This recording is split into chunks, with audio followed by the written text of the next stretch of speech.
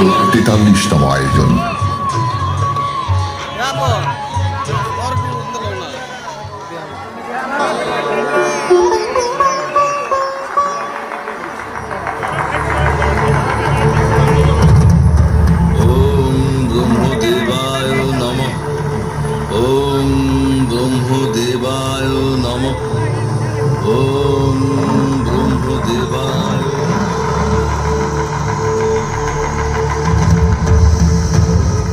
হে হিরণ্যকশিপু, তোমার আরাধনায় আমি তুষ্ট।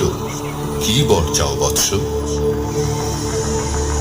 হে ব্রহ্মদেব, আপনি আমাকে অমরত্ব দান করুন। আমি তোমাকে এমন বর দিচ্ছি যে তোমাকে কোনো মানুষ, পশু, অসুর, দেবতা দিনে অথবা রাতে, ঘরে কিংবা বাইরে কোনো অস্ত্র দ্বারা হত্যা করতে পারবে না।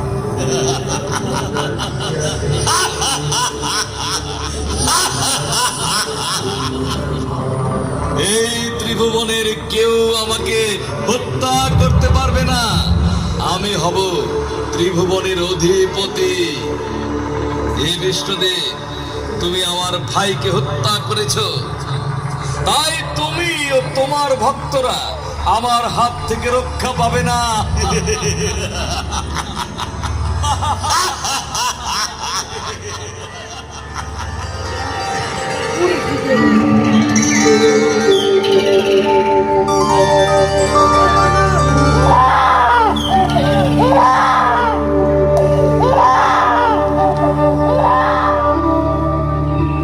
একদিন হিরণ্যকশিপুর প্রাসাদ আলো করে জন্ম নিল এক শিশু।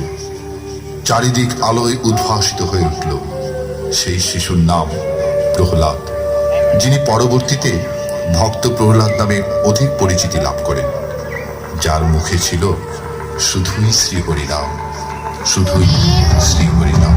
হরি হরি হরি হরি কে কে আমার প্রাসাদে আমার চির শত্রু হরির নাম উচ্চারণ করে?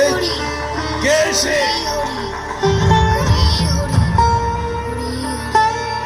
কি আমার সন্তান হয়ে আমার শত্রু হরির নাম উচ্চারণ করে, জপ করে? সে আমার সন্তান হয়ে আমার শত্রু হরির নাম জপ করবে, এমন সন্তানকে আমি জীবিত রাখবো না। এই তোরা কে কোথায় আছিস? ওকে অগ্নিকুণ্ডে নিক্ষেপ কর। হিরণ্যকশিপু একাধিকবার পুত্র প্রহ্লাদকে হত্যার উদ্দেশ্যে বিষধর সাপের গহ্বরে পাহাড়ের চূড়া থেকে নিক্ষেপ করে পাগলা হাতির পদতলে ফেলে আগুনে নিক্ষেপ করে, কিন্তু কোনো কিছুতেই প্রহ্লাদের জীবন কেড়ে নিতে পারলেন না। এমনি একদিন সন্ধ্যাবেলা প্রাসাদের প্রাঙ্গণে প্রহ্লাদ হরিনাম জপ করতে করতে পায়ে যাচ্ছে। কোথায় তোর হরি? এই আকাশে, বাতাসে, প্রাসাদে, মাটিতে কোথায় রে তোর হরি? এই যে সারাদিন তুই হরি হরি করিস, দেখাবি আমাকে কোথায় তোর হরি?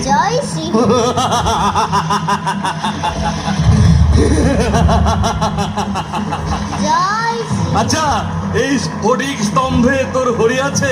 হ্যাঁ, পারলে দেখা তো। আমার প্রভু শ্রীহরি সবখানেই আছে, এখানেও আছেন। তিনি আমার মধ্যেও আছে, আপনার মধ্যেও আছেন পিতা। হরি হরি হরি। এই অবস্থা দেখে হিরণ্যকশিপু রাগে উত্তেজিত হয়ে প্রহ্লাদকে ছুঁড়ে মারলেন প্রাসাদের একটি স্তম্ভের উপর। আর তখনই স্তম্ভের ভেতর থেকে শ্রীহরি নরসিংহ রূপ ধারণ করে আবির্ভূত হয়ে কি ঘটালেন তাই এবার অবলোকন করি।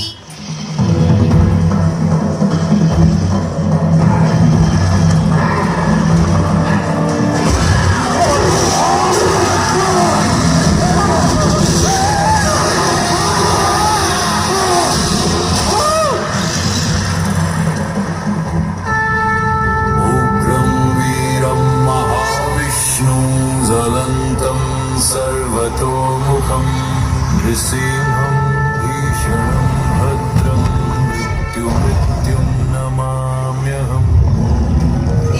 যুগে যুগে দুষ্টের দমন ও সৃষ্টি